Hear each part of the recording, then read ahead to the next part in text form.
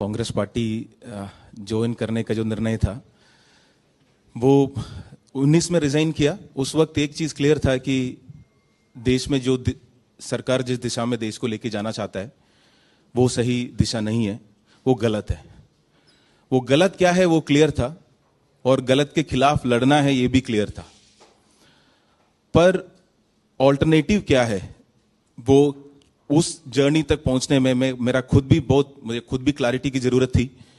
तो कई सारे 80-90 जिलों में घूमे, ट्रैवल किए, लोगों से बात किया, कई सारे लीडर्स से मिले।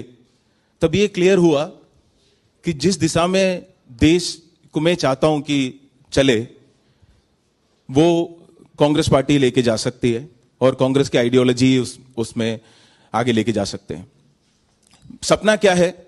जहां पे हर नागरिक अपना उनको अधिकार मिले, अपना सपना देख पाए, वो सपना पूरा करने का कोशिश कर पाए, उसमें सरकार उनका मदद करे और अगर नहीं करे तो उसी सरकार से सवाल पूछने का उनका हक हो। सिर्फ सपना देखना एक नागरिक वो नहीं है। अगर सपना पूरा करने में सरकार क्यों नहीं उनकी मदद करते हैं, वो उसके सवाल पूछना भी जो एक नागरिक का अधिकार है। जो 2014 से मैंने जो नोटिस किया वो एक चीज थी कि हम बहुत मुश्किल से प्रजा से नागरिक बने थे। कई सारे राजा पहले भी थे। प्रजा से हम नागरिक बने क्यों? क्योंकि प्रजा सवाल नहीं पूछ सकते थे। सवाल पूछे तो तुरंत राष्ट्रद्रोही या राज्य के खिलाफ बोलने वाले ऐसे माने जाते थे। तो पहली बार हम बहुत मुश्किल से सवाल पूछने लग रहे थे। जैसे आरटीआई हो, जितने अधिकार सरकार ने नागरिकों को दिया उसके तहत वो सवाल पूछने लगे थे कि तुरंत आके बोल दिया कि आप सवाल मत पूछो, हम आपको कुछ देंगे, आप चुपचाप रहिए, उसको रिसीव करिए। उसके अलावा अगर कुछ पूछेंगे, सरकार की आलोचना करेंगे तो उसको हम देश की आलोचना के तुलन कर लेंगे और अगर सरकार से सवाल पूछेंगे तो आपको देशद्रोही माना जाएगा। यह बात से मैं बिल्कुल सहमत नहीं था। देखिए, जिनको लगता है कि सरकार सही काम कर रहे हैं वो उसकी पूर्ण सम्मति दे, वो देश प्रेमी हो सकता है।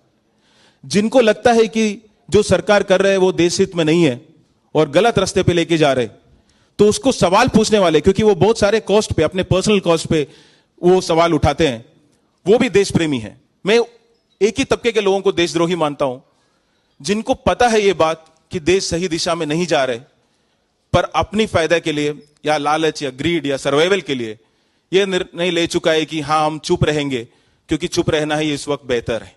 तो जो मैं उस तरीके का देशद्रोही नहीं बनना चाहता था। मुझे यह था कि मुझे जो अपनी बात रखना है, सवाल उठाना है, वापस हमें प्रजा नहीं बनना है, हमें नागरिक रहना है। तो उसी में जब जितना ज्यादा बात किया वो ये सारी जो थॉट्स है वो कांग्रेस की आइडियोलॉजी ही है, ना कि सिर्फ हिस्ट्री है, वो प्रेजेंस है।